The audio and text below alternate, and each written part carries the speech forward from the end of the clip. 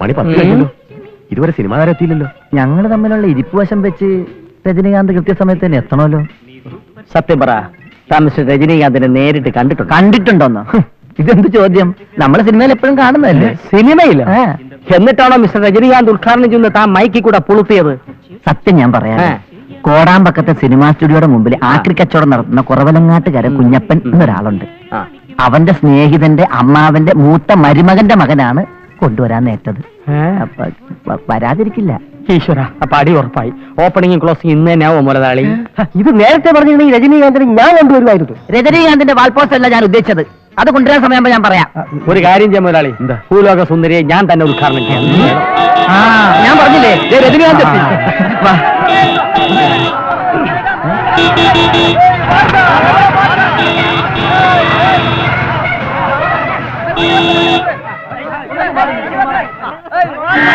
നമ്മുടെ പ്രിയങ്കരനായ സിനിമാകാരൻ രജനീകാന്ത് ഇവിടെ എത്തിയിട്ടുണ്ട്. അദ്ദേഹത്തിന് കാറിൽ നിന്ന് ഇറങ്ങാനുള്ള സൗകര്യം ഉണ്ടാക്കി കൊടുക്കണം. ജനങ്ങളൊന്ന് മാറി നിൽക്കണം, എല്ലാവരും ഒതുങ്ങി കൊടുക്കണം, എല്ലാവരും ഒന്ന് മാറിക്കൊടുക്കണം.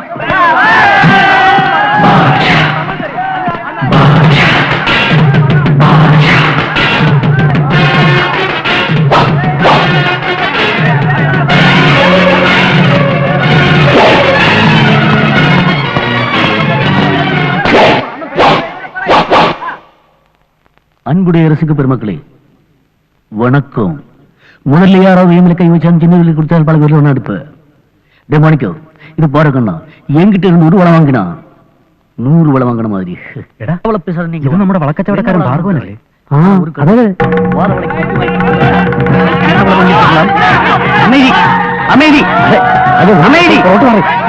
പ്രശ്നവും പുറകേക്ക് മറിക്കോ. എല്ലാവരും ഒന്ന് ശാന്തരാവണം. രജനീകാന്ത് ഷൂട്ടിങ്ങിന്റെ തിരക്കായതുകൊണ്ട് അദ്ദേഹം ജൂനിയർ രജനീകാന്തിനെ പറഞ്ഞു വിട്ടിരിക്കുകയാണ്. അദ്ദേഹത്തെ അറിയപ്പെടുന്നത് അഗതികളുടെ രജനീകാന്ത് എന്നാണ്. അതുകൊണ്ട് മിസ്റ്റർ അഗതികാന്താണ് ഇവിടെ എത്തിച്ചേർന്നിരിക്കുന്നത്. എല്ലാവരും ഞങ്ങളോട് സഹകരിക്കണം, സംഭാവന തന്നെ സഹകരിക്കണമെന്ന് വിനീതമായി ഞങ്ങൾ അഭ്യർത്ഥിക്കുകയാണ്. ആരും ആക്രമാസക്തരാകരുത് പ്ലീസ്.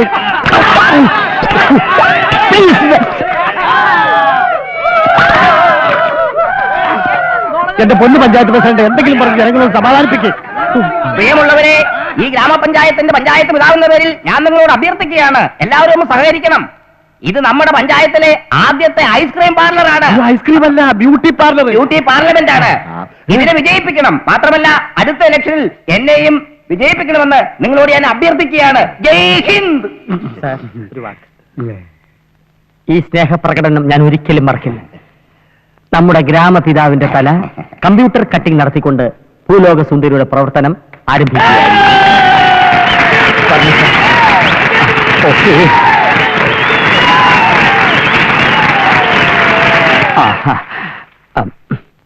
ഇരിക്കണം സർ. മുടിയുടെ നീളം അരയിഞ്ച് കുറഞ്ഞാൽ മതിയോ? ഓ ധാരാളം. ഈ electronic high power hair remover 1/2 minute നേരം തലയിൽ വെച്ചാൽ 1/2 ഇഞ്ച് നീളം കുറഞ്ഞു കിട്ടും. 1 മിനിറ്റ് നേരം വെച്ചാൽ 1 ഇഞ്ച് നീളം കുറയും. വല്ല ഷോക്ക് മടിക്കോടോ? ഇല്ല, ഇത് റഷ്യൻ കൊളാബറേഷൻ ആണ് സാർ. ചെറിയൊരു തരിപ്പേ ഉണ്ടാവൂ, ഉറുമ്പ് നക്കുന്ന പോലെ. ഇത് വെച്ച് മുടി വെട്ടിയ പലരുടെ മനോരോഗങ്ങൾ മാറിയിട്ടുണ്ട്, ചിലർക്ക് വന്നിട്ടുണ്ട്. അയ്യോ, എങ്കിൽ ഞാൻ വൈസ് പ്രസിഡന്റിനെ പറഞ്ഞോടാ. അയ്യോ, ഇങ്ങനെ പേടിച്ചാലോ സാർ? 1/2 മിനിറ്റ് അല്ലേ വേണ്ടു? ഈ തടിക്കഷ്ണം സാർ കടിച്ചു പിടിച്ചോളൂ. ഹൈ പവർ വെക്കാൻ പോവാണ്. എല്ലാവരും ഒന്ന് കൈയടിച്ചേ. സ്വിച്ച് ഓൺ ചെയ്യാൻ പോവാണ്.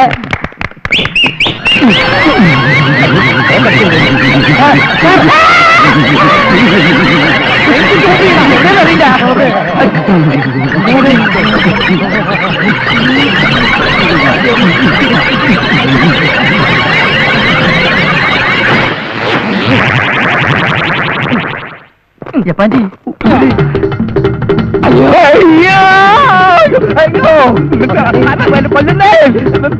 അടിച്ചു പോലിക്കടാ.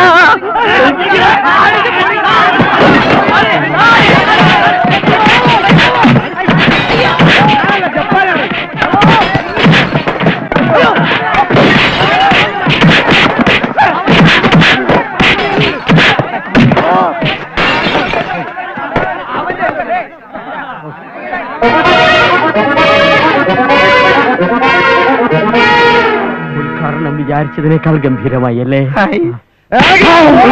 പാട്ടികളെ ഞാനൊന്നും പറയട്ടെ മോനെ. വേണ്ട, ആരും ഒന്നും പറയണ്ട. നിങ്ങൾ എല്ലാരും കൂടി എന്നെ നശിപ്പിച്ചത്. ആ പപ്പുവിന്റെ മുമ്പിൽ എനിക്ക് തല പൊക്കി നടക്കാൻ പറ്റുമോ? ഇനി അതുകൊണ്ട് ഇപ്പൊ താഴെ നോക്കി തട്ടി വീഴാതെ നടക്കാൻ പറ്റുമല്ലോ. എല്ലാ കുഴപ്പത്തിനും കാരണം ഈ താടി കോമരമാണ്. അഗതി കാന്തും പിന്നും വളക്കച്ചവടക്കാരനും നിന്റെ മുന്നാവും. എടാ രാജപ്പ, നീ എന്നെ കൊണ്ടൊന്ന് പറയിപ്പിക്കരുത്. രാജപ്പനോ? ഉം. ആറേ ജപ്പാൻ എന്നത് ഏത് തെണ്ടി ചേർത്ത് വായിച്ചാലും രാജപ്പൻ എന്ന് വായിക്കാം. അനാവശ്യം പറയുന്നത്. എന്നെ തൊട്ട് കഴിക്കില്ല കേട്ടോ. നിർത്ത്. ആ സംഭവത്തിന് ശേഷം ആ പാവം പഞ്ചായത്ത് പ്രസിഡന്റ് തലയ്ക്ക് ഒഴിവില്ലാതെ പിച്ചും പേയും പറഞ്ഞു നടക്കുക. എന്റെ ഈശ്വര, ഒരു പഞ്ചായത്ത് ഇലക്ഷൻ ഉടനെ നടത്തേണ്ടി വരുമല്ലോ. ഒരു പഞ്ചായത്തിലെ ഗ്രാമപിതാവിന്റെ തലയ്ക്ക് ഷോക്ക് കൊടുത്ത് ഭ്രാന്തനാക്കി മാറ്റിയ തായ് ഏത് ബ്യൂട്ടീഷ്യനാണോ? ശവത്തിൽ കുത്തല്ലേ സാബ്. വോൾട്ടേജ് അല്പം കൂടിപ്പോയതാണ് പ്രശ്നം.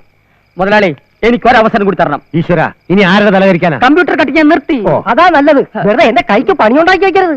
മുതലാളിയുടെ പണം എന്ന് പറഞ്ഞാൽ എന്റെ കൂടി പണമാ. മനസ്സിലായോ എനിക്ക്? ഞാൻ ഞൂലിനും പത്തി വെച്ച് തുടങ്ങി. മുതലാളിയുടെ നഷ്ടപ്പെട്ട ഇമേജ് വീണ്ടെടുക്കാൻ വേണ്ടി എനിക്ക് ഒരു അവസരം കൂടി തരണം. ഞാൻ താഴേക്കിടയിലേക്ക് ഇറങ്ങി വരാൻ തയ്യാർ. മനസ്സിലായില്ല. എനിക്ക് ഒരാഴ്ചത്തെ ട്രെയിനിങ്ങുള്ള കാശ് സമയവും തരണം. പപ്പുവിന്റെ കടയിൽ കസ്റ്റമേഴ്സിനെ കിട്ടാതെ അവന്റെ കട അടച്ചു പൂട്ടിക്കുന്ന കാര്യം ഞാൻ ഏറ്റവും അതിനുള്ള വിദ്യ എന്റെ ഉണ്ട്. താൻ എന്താന്ന് വെച്ചാൽ തെളിച്ച് പറയടോ. ഒന്നിങ്ങോട്ട് വന്നേ. ഒന്ന് മാറി നിൽക്കണോ? പറയട്ടോ, ഒന്ന് മാറി നിൽക്കണോ. പറയും. അത് കൊള്ളാം. എത്ര പണം ഇനി നഷ്ടം വന്നാലും ശരി, ആ പപ്പുനെ തറ പറ്റിക്കണം. എന്ത്? അച്ഛൻ എന്തിനാ വെറുതെ ആവശ്യമില്ലാത്ത പണിക്ക് പോണേ? വേണ്ട, നീ ഒറ്റൊരുത്തി കാരണോ ഞാൻ ഈ പുതിയ അവതാരങ്ങളൊക്കെ എടുക്കേണ്ടി വന്നത്. എടുത്തോളൂ. ദശാവതാരം മുഴുവൻ എടുത്ത് കഴിയുമ്പോഴേക്കും കുടുംബം വെണ്ണീറാവാതിരുന്നാ മതി. എടേ, ഞാൻ തെണ്ടി കുത്തുവാൾ എടുക്കേണ്ടി വന്നാലും ശരി, അവനെ ഒരു പാഠം പഠിപ്പിച്ച് കിടക്കും. ഒരിക്കൽ കുത്തുവാള എടുത്ത് വന്നപ്പോൾ സഹായിച്ച ആ മനുഷ്യനോട് തന്നെ ഇപ്പൊ മത്സരിക്കുന്നത്. ആവശ്യമില്ലാത്ത ഈ വാശിയും വൈരാഗ്യവും അച്ഛനൊന്ന് അവസാനിപ്പിച്ചുകൂടെ? അമ്മയുടെയും മോളുടെയും മനസ്സിലിരിപ്പ് എന്താണെന്ന് എനിക്ക് നല്ലതുപോലെ അറിയാം. അത് ഒരിക്കലും നടക്കാൻ പോണില്ല. നിന്നെ വേറെ ആമ്പിള്ളേര് വന്ന് താലി കെട്ടും. അത് ശരിയാ, പക്ഷെ താലി കെട്ടുന്നതേ എന്റെ ശവത്തിലായിരിക്കും. വരൂ വരൂ വരൂ, സൗജന്യ പടിവാരം, സൗജന്യ പടിവാരം, സൗജന്യ പടിവാരം. ഹായ്, എന്തൊരു സ്മൂത്ത് ഷേവിംഗ്. ആരും തിരക്കൂട്ടരുത്. എല്ലാവരെയും സൗജന്യമായി പഠിച്ചു തരുന്നതാണ്.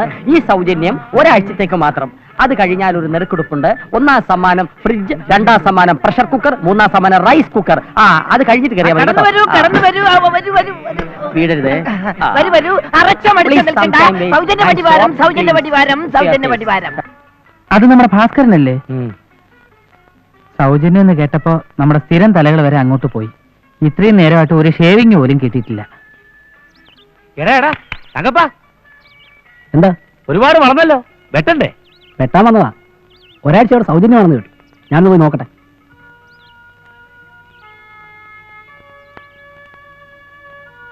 അച്ഛാ, നമുക്കൊരു സൗജന്യ വാരം നടത്തിയല്ലോ. അവന്റെ കൈ പണമുണ്ട്, എന്ത് വേണമെങ്കിലും കാണിക്കാം. നമ്മൾ ഒന്നും വാങ്ങാതെ ഒരാഴ്ച ജോലി ചെയ്താൽ നിന്റെ അമ്മയ്ക്കെങ്കിലും ഇത്തിരി കഞ്ഞി കൊടുക്കണ്ടേ? ഒരാഴ്ചയിൽ തുറന്നിട്ട് കാര്യമില്ല, നീ പലകയുടെ. മുതലാളി, സഹോദര, സലൂൺ ക്ലോസ്ഡ്. അഭിനന്ദനങ്ങൾ. ഇനി അത് തുറക്കാതിരിക്കാന്നുള്ളത് നിന്റെ ചുമതലയാ. അതിന് താക്കോൽ അവരില്ല. അതല്ലടാ. ഓ, അതിന് ഒരിക്കലും തുറക്കില്ല മുതലാളി. അച്ഛനും മോനും ഇങ്ങനെ വിഷമിച്ചിരുന്നിട്ട് എന്താ കാര്യം? ഒരാഴ്ച ഇപ്പൊ കട തുറന്നില്ലെങ്കിലും നമ്മൾ പട്ടിണി കിടന്ന് ചാവാനൊന്നും പോണില്ല. അയാളുടെ സൗജന്യം തീർന്നിട്ട് നമ്മൾ കട തുറന്നാ മതി. അപ്പോഴേക്ക് നമ്മുടെ ആൾക്കാരൊക്കെ അവന്റെ പോക്കറ്റിലായിട്ടുണ്ടാവും. ഇത്ര മാത്രം എന്നെ ദ്രോഹിക്കാൻ ഞാൻ എന്ത് തെറ്റാ അവരോട് ചെയ്തേ? എന്തായാലും നമ്മൾ അങ്ങനെ തോറ്റു കൊടുക്കാനൊന്നും പോകുന്നില്ല. അച്ഛൻ വിഷമിക്കണ്ട, കസ്റ്റമേഴ്സിനെ തിരിച്ചു പിടിക്കാൻ ഒരു മാർഗമുണ്ട്. നാളെ മുതൽ നമ്മുടെ ബാർബർ ഷോപ്പിന് മുന്നിൽ ആൾക്കാരുടെ ഒരു നീണ്ട നിര തന്നെ ഉണ്ടായിരിക്കും. അതെങ്ങനെയാടാ? കാണാൻ പോണ പൂരം പറഞ്ഞറിയിക്കണോ അച്ഛാ? അച്ഛൻ കൊണ്ടാലേ അറിയൂ. അല്ല, കണ്ടാലേ അറിയൂ.